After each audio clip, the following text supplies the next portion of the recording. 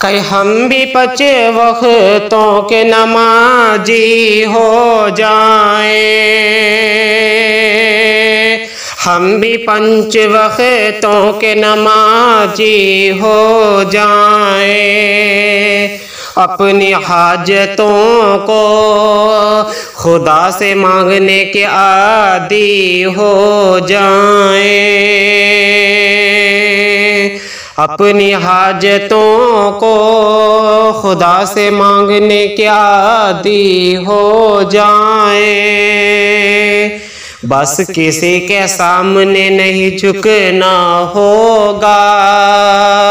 بس اپنے خدا ہی سے مانگنا ہوگا،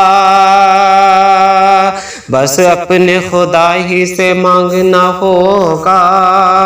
اور کسی سے نہیں جھکنا ہوگا۔